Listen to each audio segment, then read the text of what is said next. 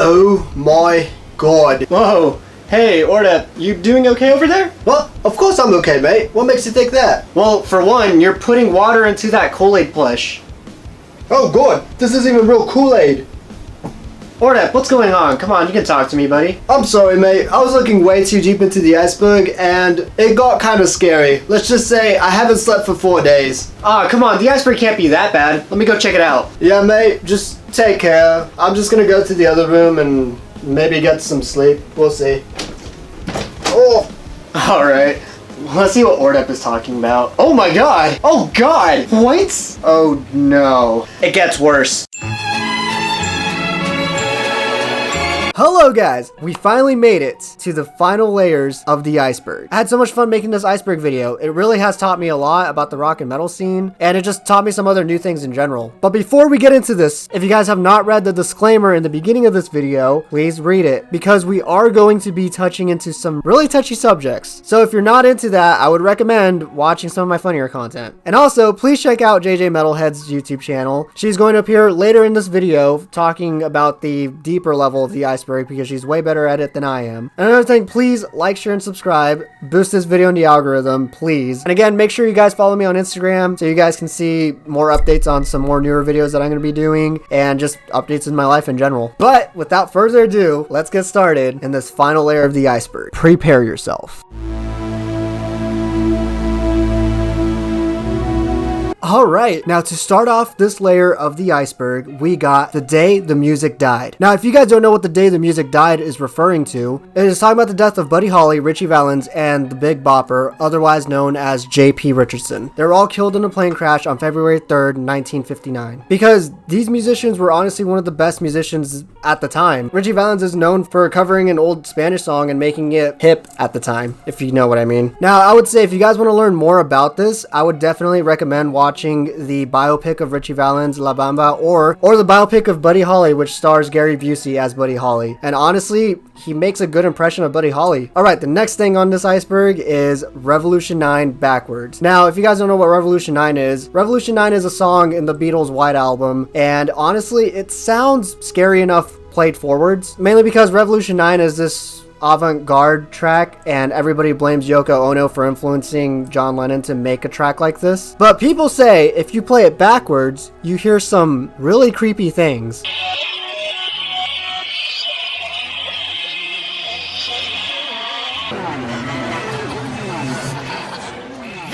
If you go on YouTube and look up Revolution 9 backwards, you're going to find this video that kind of shows you what it's supposed to be saying, but I wouldn't really believe it because, again, backmasking. If you guys want to know more about backmasking, I talk about it in the other layers of the iceberg video, so if you guys haven't seen those layers, please go watch those because you will learn a lot about backmasking and why it's bull. But yeah, Revolution 9 backwards, still have nightmares of it till this day.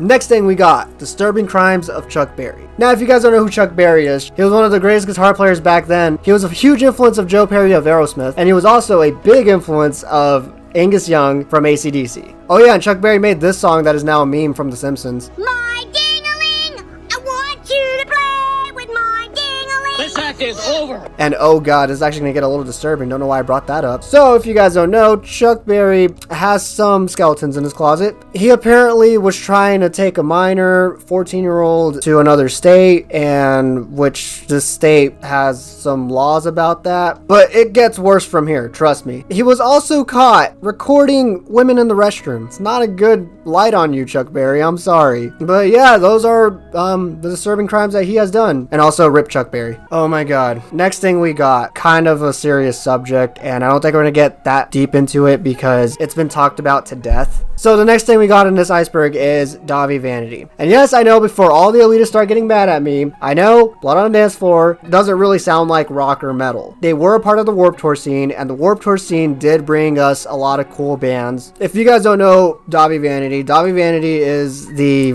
vocalist of Blood on the Dance Floor. He created Blood on the Dance Floor. Would I recommend listening to Blood on the Dance Floor? No, but I know some of you guys that are watching this do. Just don't support Davi Vanity. And the main reason why you should not support Davi Vanity is because, how do I say this without getting demonetized? He is a I won't really get into much detail about Davi Vanity, but if you do want to hear some of the stories around him and stuff like that, I would recommend this Blood on the Dance Floor video by the Cozy Representative. But yep, Dobby Vandy's a bad man. Don't support him. I hate the guy. I hate Blood on the Dance Floor. Next thing we got in this iceberg is the music industry died due to Napster. Obviously, the music industry is still going strong, but it's just not how it used to be. So whenever digital download became a thing because of Napster, CD sales started to go down, and people just did not want to pay for music anymore. People expect to have music just there, you know, just there for free, which is great, honestly. It means there'll be a lot more exposure for newer artists, and it means that you can be a solo artist without having to sign to a label, which is great, honestly. But here's the thing, music sales are not how they used to be back then before digital music was even a thing. Physical media was the thing that kind of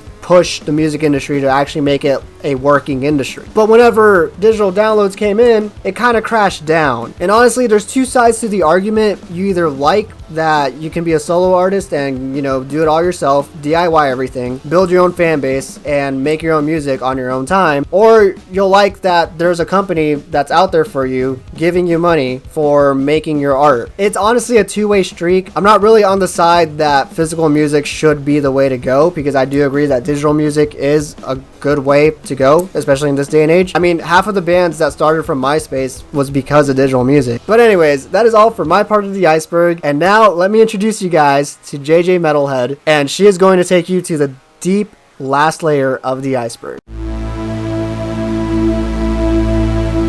Hey freaks, it's JJ. Thank you so much to Pedro for having me collaborate on this video. I'm very honored and excited. If you don't know me, my name is JJ. I also run a metal YouTube channel called JJ Metalhead if you want to check it out. I talk about rock and metal music along with explaining some of my favorite concept albums. Anyway, before we get started, I wanted to give a quick content warning. Here on the final level of the iceberg, things get very dark. We kind of delve into the very depths of depravity, and things get very horrifying. So if you're triggered by murder, suicide, and sexual assault, just be warned. We will go there in this final level. So anyway, strap in. Here we go.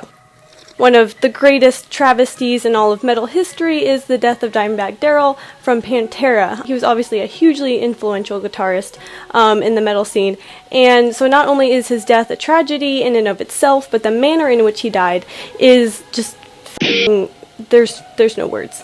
So the year is 2004. Dimebag and his brother were playing a show with their new band Damage Plan in Columbus, Ohio. A guy broke in through the back door of the club and got onto stage and directly shot Dimebag in the head in the middle of their set. And so it seemed that the shooter had pretty much a goal in mind, and that was to kill Dimebag, but he didn't stop there, unfortunately. The crowd didn't understand what was happening. They thought maybe it was a hoax or some kind of stage antic. So the shooter continued to fire into the crowd, and he ended up killing 3 more people. And then another nurse in the crowd tried giving CPR to Dimebag, but he was already pretty much near death by the time the paramedics showed up. So the shooter then took a hostage as the police arrived, and the police shot and killed the shooter on scene. So that is the tragic murder of Dimebag Darrell. We then move on to Woodstock 99. So Grafis Air Force Base, New York, 1999. The weather is unbearably hot. There isn't enough water for all 200,000+ people in attendance. And this festival became a breeding ground for riots, anarchy, mob mentality, sexual assault, and just all over just pandemonium by the final day of the festival. So, I mean, I obviously wasn't there, but from what I gathered from my research, it was basically like the Purge turned music festival, where each day you're allowed to get away with something more egregious than the day before. So, water fountains were vandalized, people were forced to purchase water bottles at $4 a pop. Trash was never picked up, so by the final day, trash was beginning to overflow and pile up everywhere. Porta potties were knocked over, forcing people to trample through just a flood of human excrement. Sexual assault ran rampant. Women were raped and abused in the middle of shows. Not some like secret thing in the middle of the night, which I'm sure that also happened, but one young woman who was crowd surfing was pulled into a pit and gang raped by a bunch of people during a band set. This happened in front of thousands of people and multiple times in multiple instances. As the festival continued, things got worse and worse. Anger and discontent turned into outright rampage.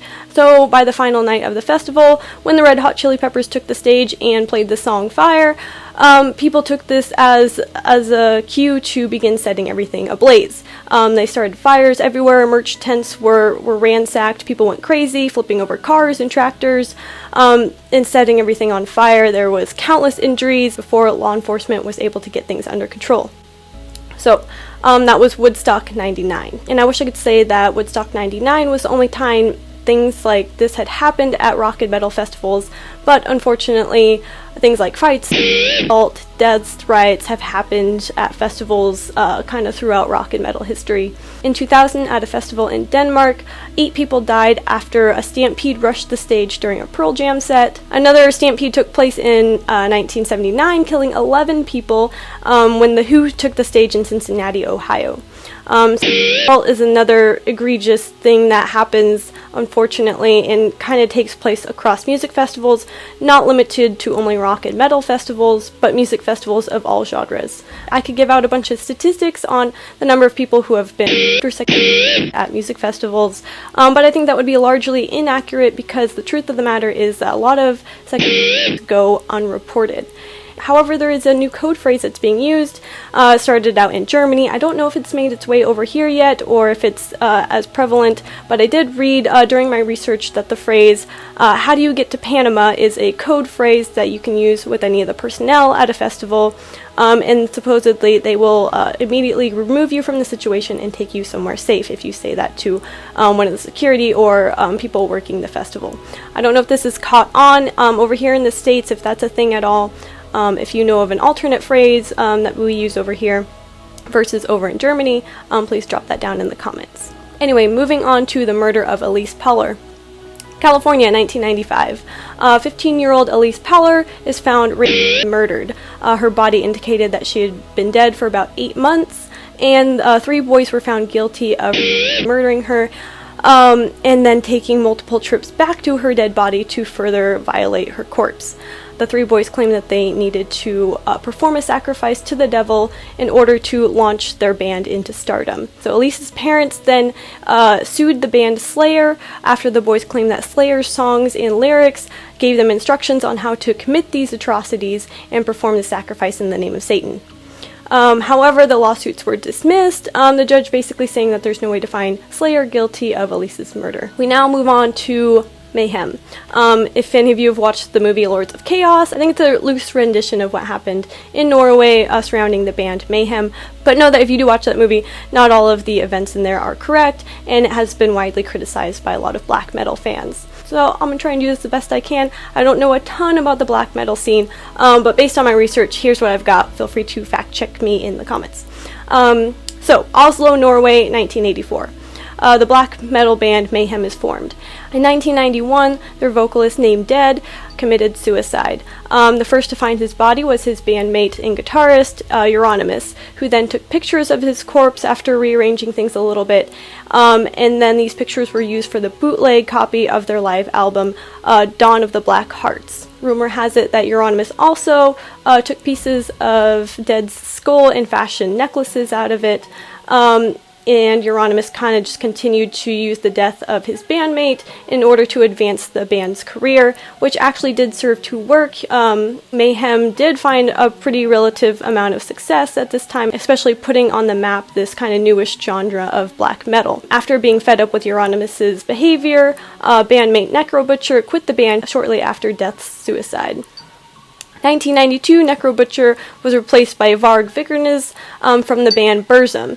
So in 1993, Necro Butcher had become fed up with Euronymous' profiting off of the death of their friend, and he was on his way to go kill him when he found out that Euronymous had been murdered. After receiving multiple death threats from Euronymous, Varg went to his apartment where he claimed that he killed Euronymous in self-defense. However, Euronymous' body was found with 23 stab wounds, and in 1994, Varg was found guilty of murder. He served 16 years of his 21-year sentence and was released in 2009. Also, not a part of the band Mayhem, but I think it's worth mentioning because he was close with the members of Mayhem around this time, is Faust, the drummer of Emperor. In 1992, he murdered a man by stabbing him 37 times and was sentenced to 14 years in prison. Okay, so this is where things get especially dark, and this definitely deserves to be at the very bottom of the iceberg because it is just the most egregious and sickening act I have ever heard of. And this is coming from someone who really loves true crime. I could not read more than a couple pages into this court document. And in doing research for this, I honestly felt sick for hours after this. And that is Ian Watkins from the band Lost Prophets. In 2012, vocalist and frontman to the Welsh rock band Lost Prophets was charged with distribution of child pornography, possession of extreme animal pornography, sexual assault of children under the ages of 13, and conspiracy to engage in a sexual act with a 1-year-old boy. And in case you thought you misheard me on that last part, yes, I said a 1-year-old baby boy. What adds even more disgust to this act is that the mother was in on it too and even took part in the sexual and attempted rape of her own child. And there's more to this story. Another woman was sentenced alongside the mother. I think she was also involving her child with Ian Watkins. And the two women were sentenced to 17 years and 14 years in prison. I'm sorry I can't give you too much more detail than that because I had to stop reading the court document there. In 2013, Ian Watkins was convicted and sentenced to 29 years in prison, and in 2019 he was found guilty of possessing a cell phone in prison, which of course he concealed by shoving up his ass. But however, this conviction only added 10 months to his sentence. At the time of Ian Watkins' confession, the remaining band members of Lost Prophets put out a statement saying that they had absolutely no knowledge of Ian's pedophilic activity, and they were rightfully shocked and horrified about what they found out about him. So I hope you guys were able to get through this with me. This video is very dark, and I'm sorry about that, but such is the nature of the Iceberg. And I want to say thank you so much to Pedro for having me on your channel. If you guys want to check out what I do on my channel, feel free. I'm JJ Metalhead. Alright guys, thank you guys for watching. Please like, share, and subscribe. And also, if you guys want some more Iceberg videos like this, please comment below on what subject that is related to rock and metal of an Iceberg that I could do. Or if you guys just want some extras that I kind of missed or should have put in this Iceberg, please comment below and I might even make an extras Iceberg video. But yeah, thank you guys for watching and hope you guys have a great one.